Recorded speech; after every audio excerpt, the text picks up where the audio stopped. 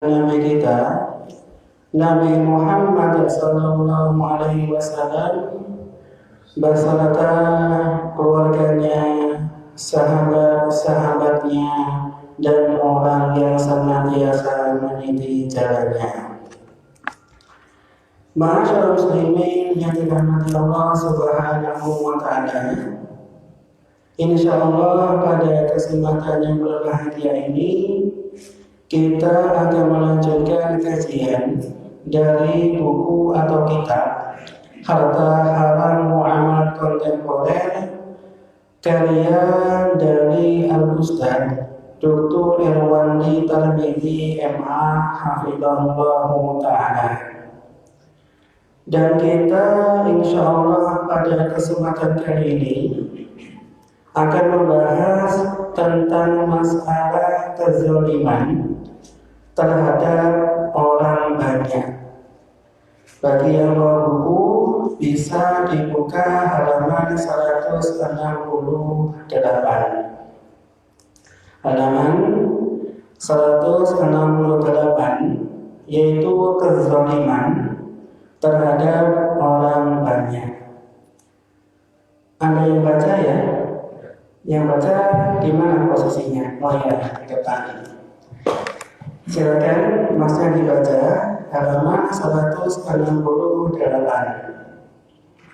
Qala mu'allifun hafizahullah ta'ala, kezaliman terhadap orang banyak. Sebenarnya apapun muamalah yang melanggar syariat pasti akan berdampak kezaliman terhadap masyarakat banyak, baik secara langsung maupun tidak langsung. Nah, jadi hukum muamalah secara asal itu adalah hukumnya boleh atau halal. Ini hukum muamalah, hukumnya boleh atau halal. Dikarenakan muamalah di sini dalam masalah dunia dan hukum asal muamalah dalam perkara dunia itu dibolehkan dan hukumnya itu adalah halal. Ini jikalau di dalamnya tidak ada kemaksiatan, tidak ada kezaliman, dan tidak ada mengambil hak orang lain. Ini hukumnya adalah halal. Akan tetapi jikalau muamalah itu di dalamnya ada yang namanya kezaliman, ya, ada yang namanya kezaliman, entah dengan cara mengambil hak milik orang lain ataupun melakukan kecurangan, maka hukumnya jikalau di dalamnya itu ada kezaliman, maka hukum yang awalnya itu boleh menjadi haram.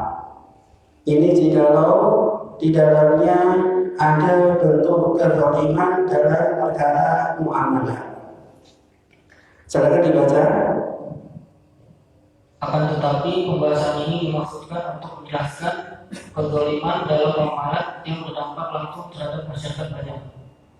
Berikut ini beberapa bentuk muamalah yang menzalimi orang banyak. Nah, dibaca. Yang pertama yaitu gizi atau curang dalam berdagang. Yang dimaksud dengan gizi adalah penjual menampilkan barang tidak sesuai dengan hakikatnya, atau ia menyembunyikan cacat barang. Jika pembeli mengetahui hakikat barang sesungguhnya, dia tidak akan membeli barang dengan harga yang diinginkan penjual. Nah, jadi di antara bentuk kezaliman dalam muamalah itu adalah ghish, ya, ghish. Kalau dalam bahasa kita itu adalah curang dalam berdagang, namanya ghish, ya. Sebagaimana definisi yang diberikan oleh para ulama, di antara bentuk ghish itu adalah penjual menampilkan barang yang tidak sesuai dengan hakikatnya, ya, menampilkan barang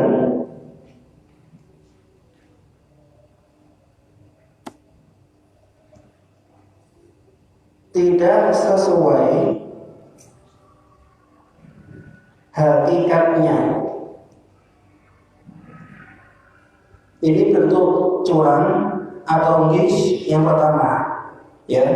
Jadi menampilkan barang tidak sesuai hakikatnya. Seperti apa contohnya? Seperti jikalau ada orang yang profesinya punya showroom atau dia jual beli mobil. Kemudian ketika dia itu menjual mobil, ternyata bodinya itu ada yang bermasalah. Entah dulu mobilnya pernah tabrakan, ataupun bodinya itu tidak sesuai dengan spesifikasinya. Kemudian dia jual mobilnya kepada orang lain, ya.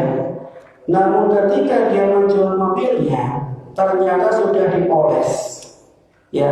Yang awalnya itu ada cacatnya, itu dulu pernah tabrakan, dia poles, seakan-akan mobilnya ini tidak pernah menabrak suatu benda, ya.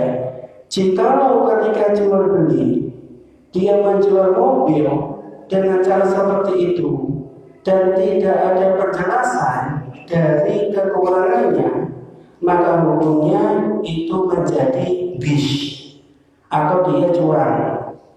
Dalam mobilnya ada aibnya, cuma dia tutupi. Yang awalnya ada tabrakannya, kemudian dia tutupi. Dan dalam masalah akad jual belinya, ternyata dia tidak menjelaskan kalau mobil ini pernah tabrakan.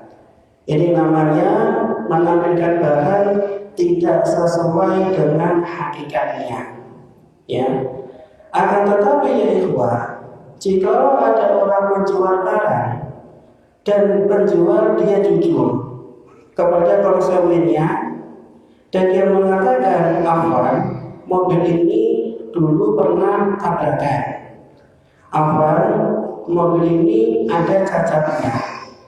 Kemudian sebelum dijual oleh penjualnya dipoles dan dia jelaskan kekurangannya, maka hukumnya itu dibolehkan. Jikalau di awal akad dijelaskan kalau mobil ini ada cacatnya. Ini contoh yang pertama, curang, yaitu menampilkan barang tidak sesuai hakikatnya.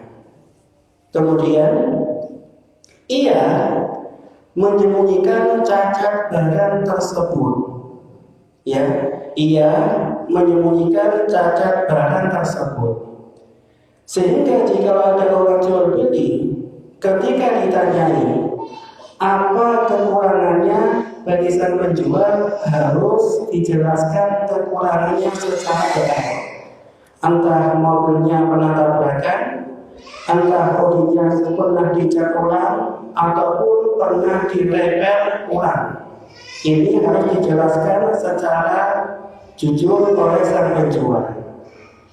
Dikarenakan jika barangnya itu ditutupi kekurangannya, maka sama saja dia telah melakukan ghish atau curang dalam berdagang. Ini diantara bentuk ghish. Kemudian dari definisi di atas jelas bahwa penjual menggunakan ghish untuk meraup keuntungan yang lebih besar dari harga biasa dengan cara berbohong. Seperti penjual mobil bekas memoles sedemikian rupa mobilnya sehingga pembeli tidak menyangka bahwa mobil itu bekas tabrakan, atau penjual diam tidak mengungkapkan cacat yang terdapat pada mobilnya, atau mobilnya memang dalam keadaan bagus akan tetapi dijual dengan harga jauh melebihi harga pasar dikarenakan pembeli tidak tahu harga dan tidak pandai menawar. Nah, dan bentuk yang kedua di antara ghish itu adalah menjual barang di atas harga pasar, ya, di atas harga pasar. Ini yang kadang-kadang ikhwah kita itu melakukannya. Contohnya, Jikalau harga pasarannya itu sekitar 1 juta, akan tetapi bagi penjualnya dinaikkan lebih banyak, berkali-kali lipat sampai menjadi 15 juta.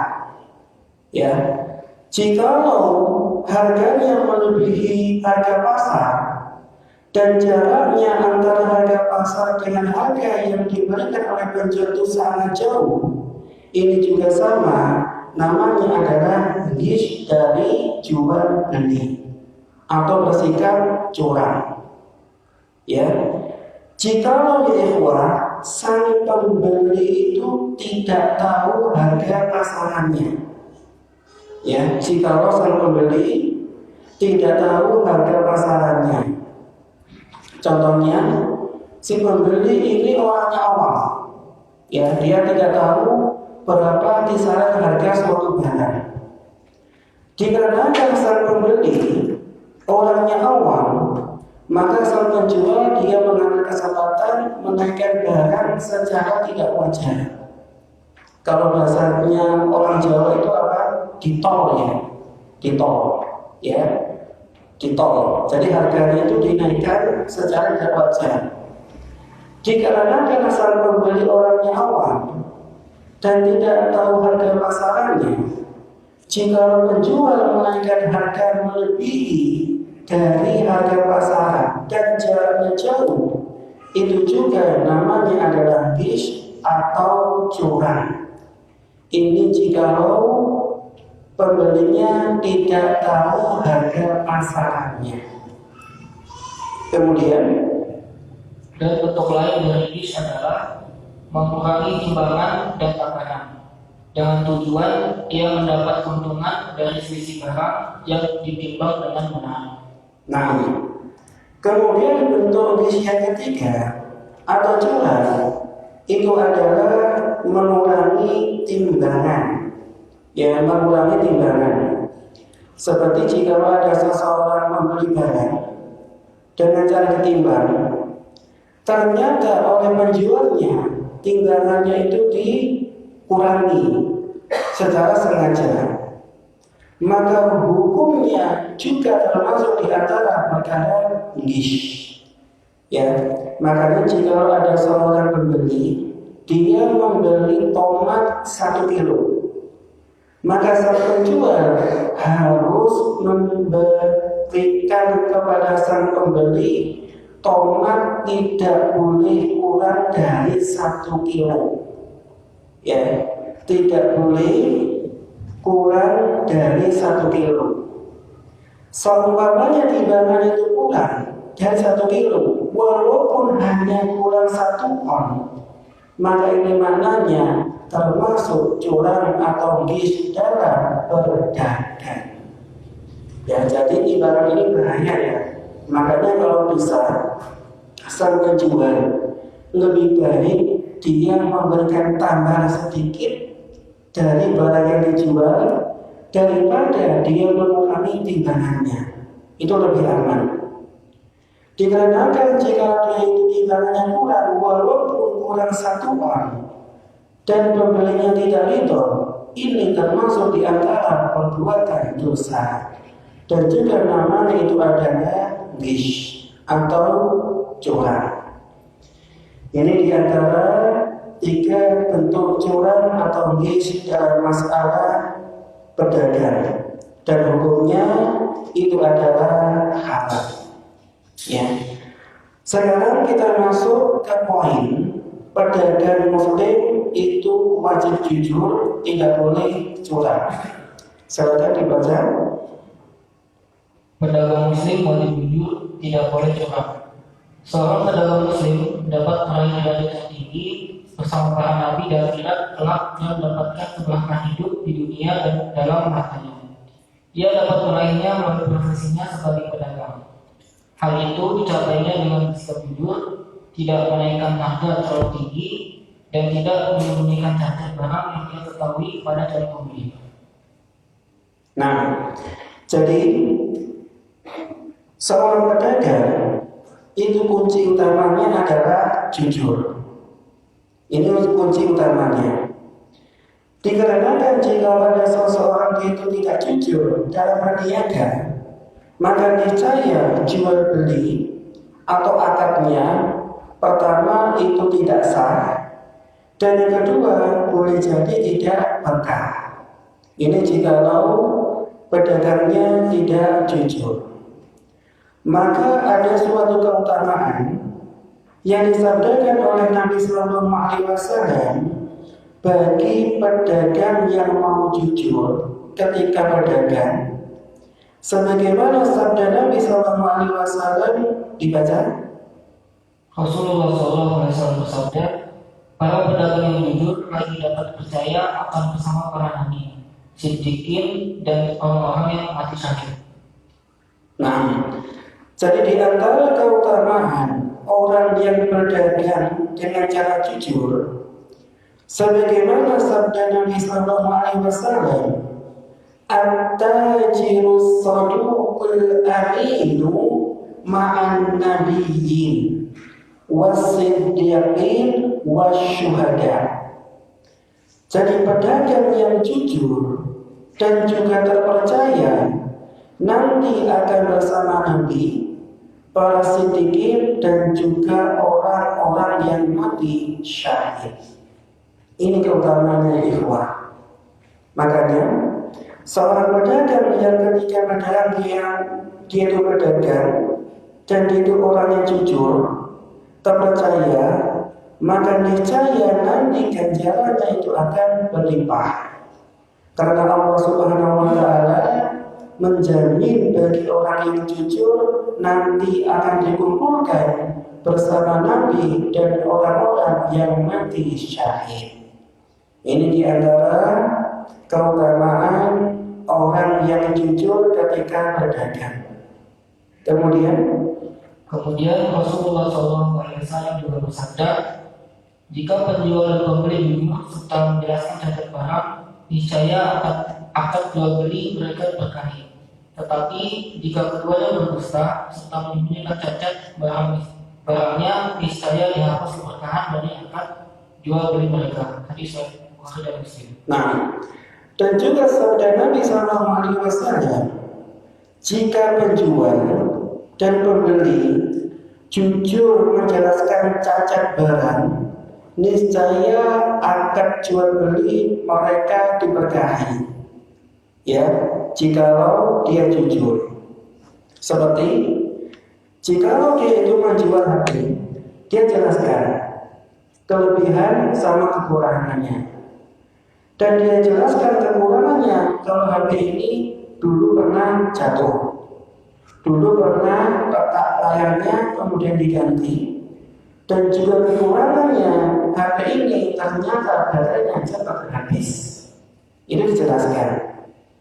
Jikalau HP ini dijelaskan apa adanya tanpa menambahi bumbu-bumbu yang dusta, walaupun harganya itu sedikit lebih murah, insya Allah dagangannya itu akan berkah.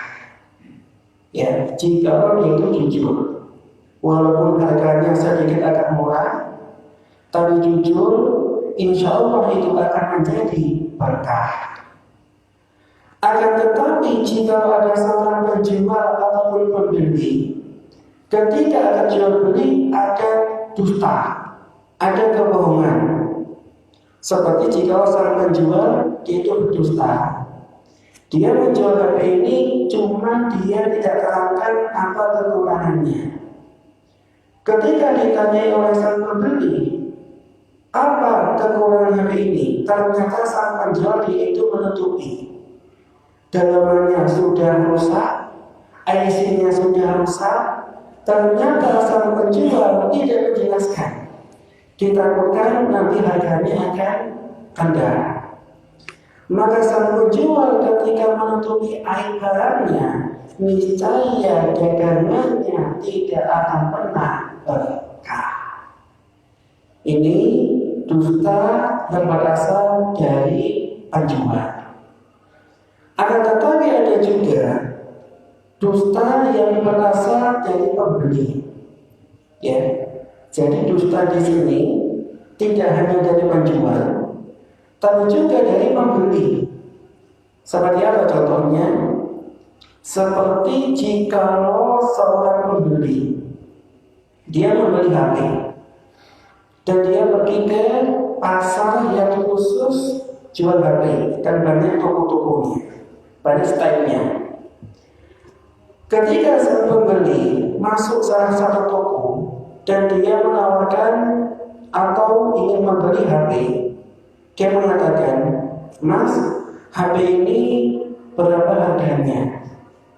Ketika sang penjual mengatakan harganya 1 juta dan pembeli mengatakan, "Mas, ini mahal.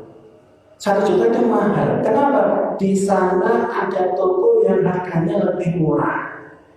Padahal toko yang lainnya harganya itu sama, tidak ada yang lebih murah.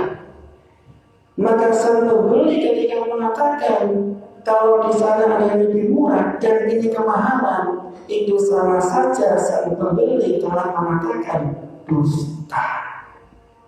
Ya, jadi yang dusta di sini tidak hanya penjual, pembeli juga bisa berdusta. Ya, seperti kalau ada orang membeli suatu barang kepada dari seorang penjual, agar barangnya ini dijual dengan harga yang murah, dia rela berdusta. Allah Pak, di sana lebih murah dari harga jenengan. Padahal di sana harganya itu sama saja. Dan jika dia itu mengatakan seperti itu, sama saja dia telah berdusta.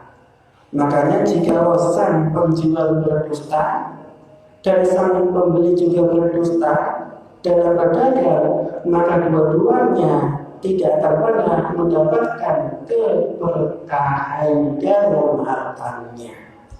Ya, makanya kalau bisa ya ikhwah, yang semacam syiar ataupun yang logo, yang penting jujur, insya Allah berkah. Jangan kita itu punya logo seperti itu, jangan ya. Jadi kalau bisa ikhwah, ya, yang penting jujur dan juga berkah daripada berdusta tapi hasilnya tidak berkah. Ini diantara sabda yang dijelaskan oleh Nabi Sallallahu Alaihi Wasallam. Kemudian kita masuk ke hadis dan juga ke dalil dari Al-Quran. Ancaman bagi orang yang suka menipu, curang, tidak jujur ketika jual beli. Dibacakan, silakan. Dan sebaliknya, pedagang yang penipu, curang dan tidak jujur akan berada dalam ancaman di dunia dan di akhirat. Di dunia, Allah telah tunjukkan ajarnya kepada penduduk kota Madian, umatnya Nabi Shu'aib yang dikenal curang dan menipu dalam jual beli, mengurangi timbangan dan takaran. Dalilnya, Allah SWT berfirman, yang artinya, dan kami telah mengutus pada penduduk Madian saudara mereka Shu'aib, dia berkata, "Wahai kaumku, sembahlah Allah, sekali-kali tidak ada Tuhan bagimu selainnya. Sesungguhnya telah datang kepadamu bukti yang nyata dari Tuhanmu. Maka sempurnakanlah takaran dan timbangan, dan janganlah kamu kurangkan bagi manusia barang-barang takaran dan timbangannya. Dan janganlah kamu membuat kerusakan di muka bumi sesudah Allah memperbaikinya. Yang demikian itu lebih baik bagimu jika betul-betul kamu orang-orang yang beriman." Bukan saudara atau kata Nah, dan bawahnya dibaca.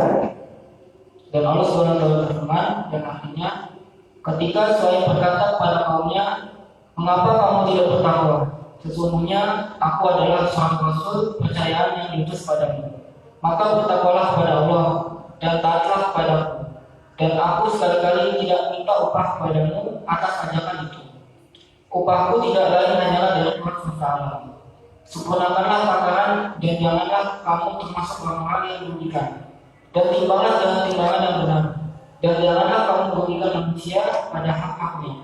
Dan janganlah kamu merajalela di muka bumi dengan membuat kerusakan."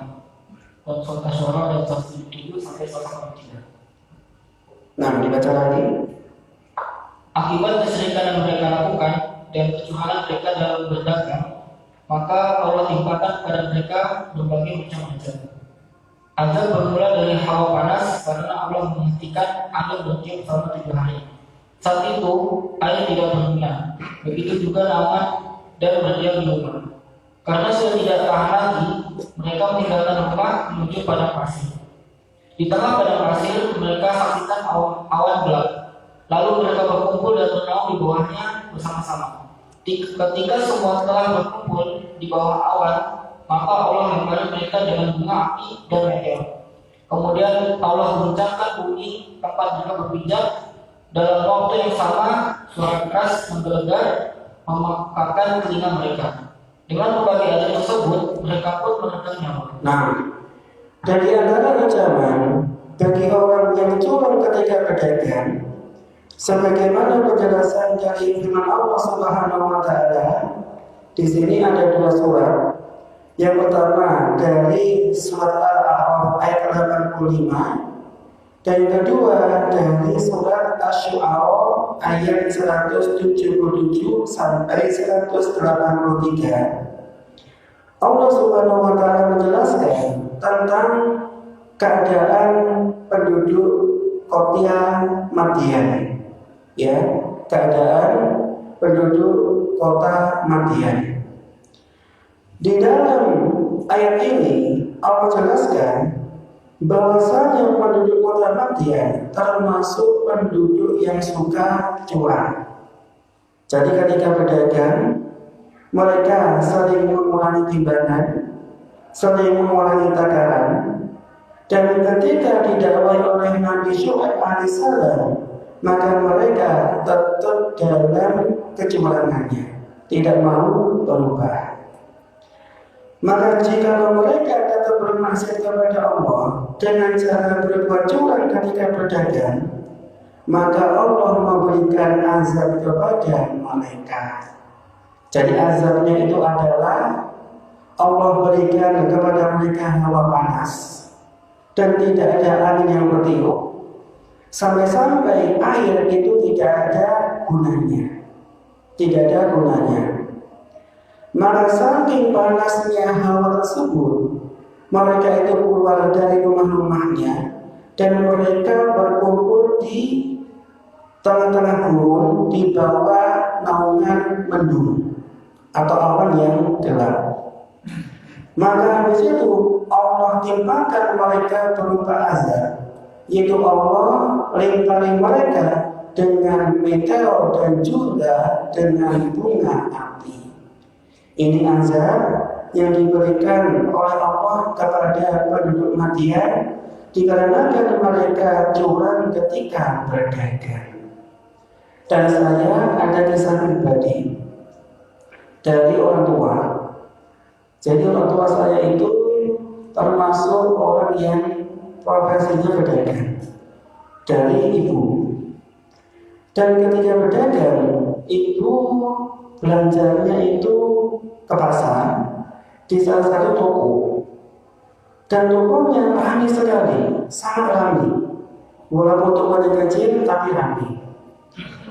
Tapi ketika penjualnya itu menjual suatu barang, wallahu a'lam, apakah dia tahu atau tidak tahu, sering terjadi kecurangan. Dan kecurangannya itu adalah ketika ibu saya membeli suatu barang, barangnya sudah di-list, beras sekilo, minyak sekilo, kemudian sembako yang lainnya sudah ditulis, plus harganya berapa, plus jumlahnya, ya, plus jumlahnya berapa.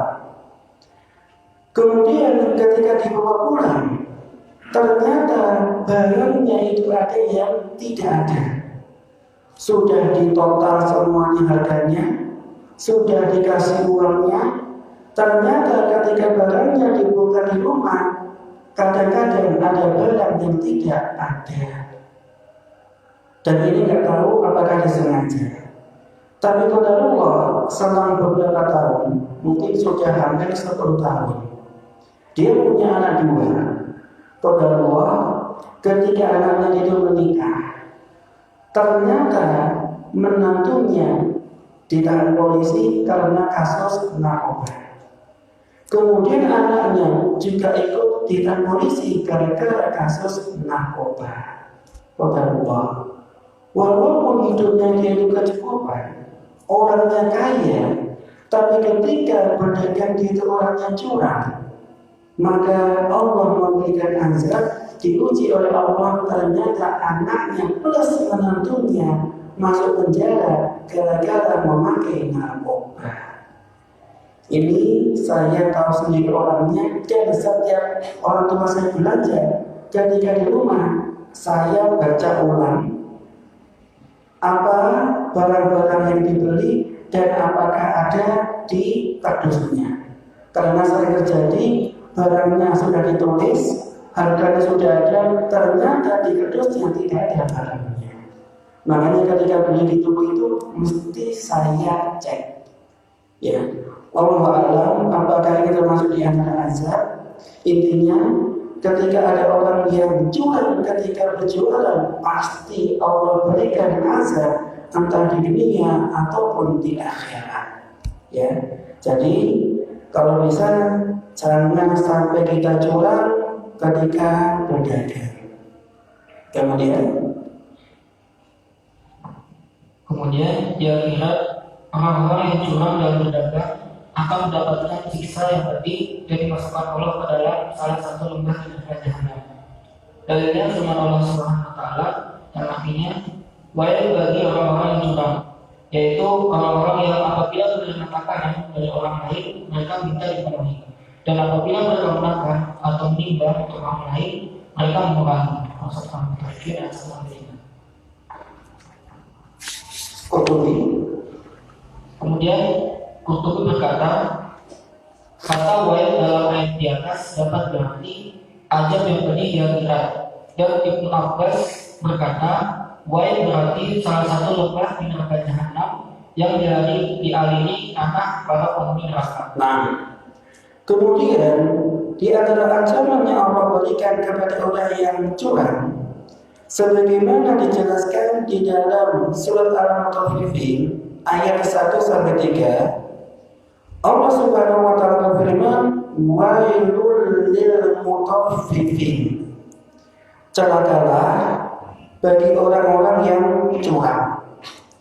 Maka di sini para ulama menafsirkan makna wail dalam ayat tersebut sebagaimana tafsir dari Imam Qurtubi, itu maknanya adalah azab yang pedih di akhirat. Ya, jadi wail, celakalah bagi yang orang curang. Maka Imam Qurtubi menafsiri kata wail itu adalah azab yang pedih di akhirat. Kemudian Imam Ibnu Abbas, seorang sahabat mulia ahli tafsir, beliau menafsiri makna wail itu adalah salah satu lembah di neraka jahanam yang dialiri nanah para penghuni neraka. Alhamdulillah. Jadi bagi orang yang curang, walaupun dia itu curangnya ketika berdagang sedikit, namun ketika dia itu lakukan dengan sengaja, maka Allah Azza wa Jalla mengancamnya dengan ancaman yang pedih, yaitu nanti di akhirat akan ditempatkan di lembah dan di dalamnya dialiri nanah para penghuni neraka. Waliyadu billah. Kemudian oleh karena itu sebagian ahli fikih menempatkan penipuan, curang dan tidak berdasarkan barang termasuk dalam deretan dosa besar dengan alasan termasuk makan orang lain dengan cara yang batil. Nah, oleh karenanya sebagian ahli fikih menempatkan gish atau cuan termasuk di antara dosa besar dikarenakan ancaman itu neraka, dan juga sebabnya itu adalah dikarenakan orang yang curang termasuk memakan harta orang lain dengan cara yang batil. Ya, ini termasuk di antara dosa besar.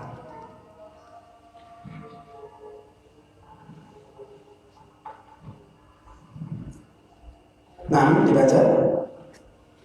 Oleh karena dosa-dosa yang mengancam pedagang yang tidak jujur, para ahli fikih mengatakan wajib hukumnya menjelaskan hakikat barang tanpa menutupi cacat kepada calon pembeli. Dalilnya hadis Nabi SAW bersabda, seorang muslim adalah saudara bagi muslim lainnya, maka tidak halal ia menjual suatu barang yang terdapat cacat kepada saudaranya, melainkan yang jelaskan cacatnya. Nah, jadi jika seorang muslim dia menjual suatu barang, maka harus dijelaskan apa aibnya, apa cacatnya, harus dijelaskan. Dikarenakan jika dia itu menjual barang tapi cacatnya disembunyikan dan tidak jujur, maka termasuk di antara orang yang curang. Jadi kalau antum profesinya pedagang, kalau bisa itu ketika menjual barang harus dijelaskan kekurangannya apa, kelebihannya apa, aibnya apa, harus dijelaskan. Dikarenakan jika antum tutupi dan tidak jelaskan kepada sang pembeli, ditakutkan sang pembeli itu akan kecewa dan termasuk di antara bentuk penipuan dalam perkara jual beli. Dibaca. Dalam hadis di atas, Nabi SAW juga menjelaskan bahwa menjelaskan aib barang merupakan konsekuensi dari ukhuwah Islamiyah atau persaudaraan seagama Islam. Maka sangat layak bagi Nabi SAW untuk tidak memasukkan para pedagang yang berbuat curang ke dalam kelompok saudara Islam. Beliau SAW bersabda yang artinya, diriwayatkan dari Abu Hurairah radhiyallahu anhu bahwa Nabi SAW melewati seonggok tepung gandum yang dijual, lalu beliau masukkan tangannya ke dalam ongkokan tersebut, ternyata bagian dalamnya basah. Beliau bertanya, apa ini wahai penjual tepung? Ia menjawab, terkena hujan dari Rasulullah. Lalu beliau menjawab, mengapa kau tidak meletakkannya di bagian atas sehingga orang dapat melihatnya? Sesungguhnya orang yang menipu tidak termasuk golongan riwayat Muslim. Nah, jadi ini ancaman dari Nabi SAW bagi orang yang curang. Ya, Nabi SAW pada suatu ketika beliau pernah melewati penjual yang curang, dan sang penjual ternyata dia menjual tepung gandum. Ya, cuman dia itu tepung yang jelek ditaruh di bawah, yang bagus taruh di atas. Maka Nabi SAW tahu kalau bagian bawah ini ternyata jelek. Maka Nabi berkata kepada sang penjual, mengapa engkau tidak meletakkannya di bagian atasnya sehingga pembeli dapat melihatnya? Jadi sang penjual tujuannya adalah menipu. Maka Nabi SAW bersabda, man ghasya falaysa minni. Barang siapa yang menipu tidak termasuk golonganku. Ini ancaman Nabi. Jadi kalau ada orang yang itu pedagang, namun ketika pedagang suka curang, maka ancamannya itu adalah laisa minni, tidak termasuk golongannya Nabi Muhammad, tidak termasuk umatnya Nabi Muhammad. Ini ancaman yang diberikan oleh Nabi kepada orang yang suka curang ketika berdagang. Makanya ya ikhwah, ketika kita berdagang, kalau bisa yang ditampakkan di etalase itu apa adanya. Kalau barangnya baik, tampakkan baik. Kalau barangnya bagus, bagus. Kalau buruk, tampakkan buruk. Jangan antum campur dan jangan antum tutupi keburukan barang dagangannya. Makanya, jika ada orang yang menjual buah, dia menjual buah mangga, ada yang bagus, ada yang jelek. Kalau bisa jangan antum campur adukan antara bagus sama yang jelek. Dikarenakan jika dicampurkan, takutnya mangga yang jelek, yang busuk itu tidak nampak dan ditutupi oleh mangga yang bagus. Ini termasuk di antara perbuatan curang. Makanya Lebih amannya jika kita menjual suatu buah-buahan, ada mangga bagus sama buruk, kalau bisa dipisah dan diberi harga yang berbeda. Contohnya di sini mangga yang bagus, mangga yang suluhan, dan dia itu mangganya support, maka ditempatkan sebelah kiri dengan harga yang lebih mahal. Adapun mangga yang dia itu sudah agak busuk, sudah ada bintik-bintik hitamnya, maka antum letakkan khusus di tempat mangga yang jelek. Jangan antum campur adukan. Dan harganya juga lebih murah. Kalau yang bagus sekilo 10.000, kalau yang jelek mungkin sekilo bisa 7.000. Itu dibolehkan. Jadi jangan antum campurkan antara dagangan yang bagus dengan yang jelek. Kalau bisa dipisah dan nanti dikasih harga yang berbeda, insya Allah itu lebih berkah dan lebih halal ketika jual beli. Yang terakhir ya ikhwah, sekarang kita bacakan kisah dari seorang ulama, ya, dari ulama Hanafi. Saking jujurnya beliau. Silakan dibaca Mas Mia. Oleh sebab itu, maka seorang pedagang muslim yang baik tidak akan melakukan penipuan dalam perniagaannya. Dan bila terlanjur melakukannya, ia segera bertobat membersihkan hartanya. Abu Sa'id Al-Khudri merupakan ulama mazhab Hanafi yang wafat tahun 1156 Hijriah. Mengatakan bahwa Imam Abu Hanifah memilih 70 helai kain melalui Al-Bisu untuk menjual di Mesir, dan beliau menulis surat kepadanya bahwa kain yang telah diberi tanda terdapat cacat, serta memintanya untuk menjelaskan cacat tersebut kepada sang pembeli.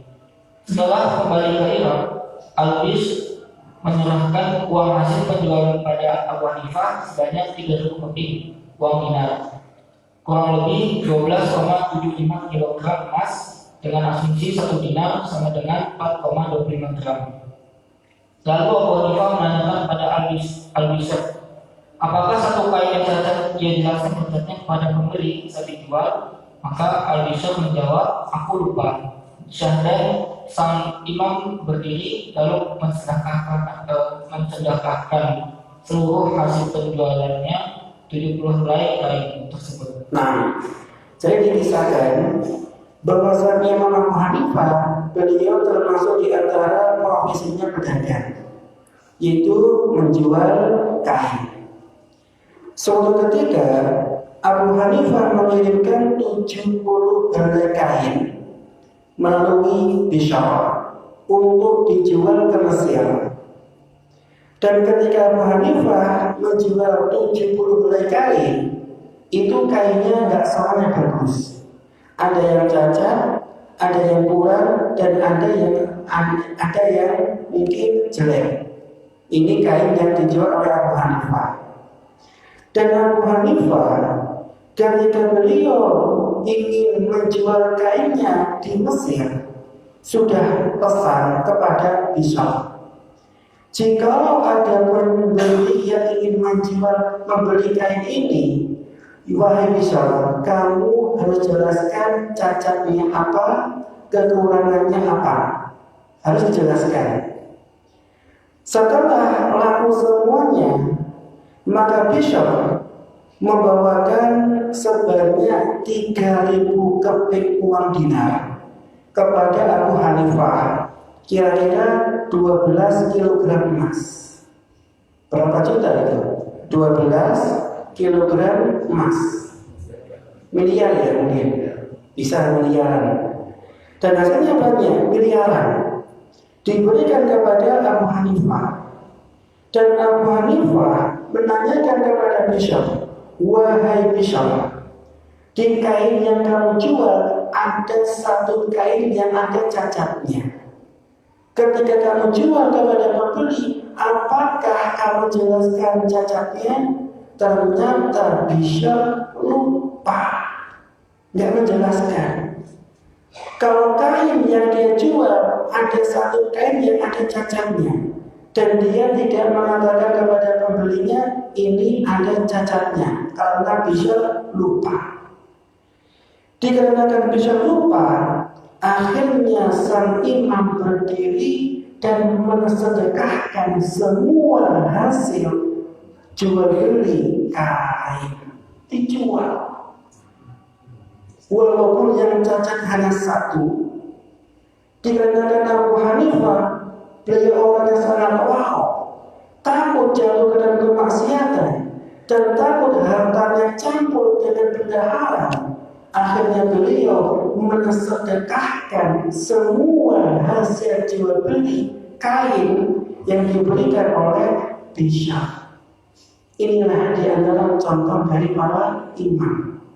Ketika ada satu harta yang kecampur dengan harta yang haram ataupun halal, maka hartanya semuanya disedekahkan. Ini contoh dari para imam mazhab. Karena beliau takut jatuh berbuat dosa, takut kemaksiatan, dan takut siksaan yang diberikan oleh Allah, akhirnya beliau mensedekahkan semua uang yang diperoleh dari hasil jual beli kain.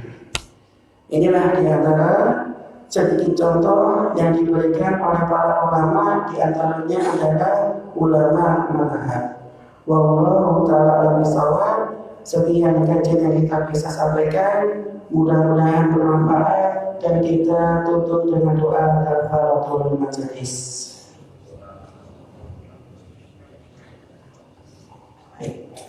Wassalamualaikum warahmatullahi wabarakatuh.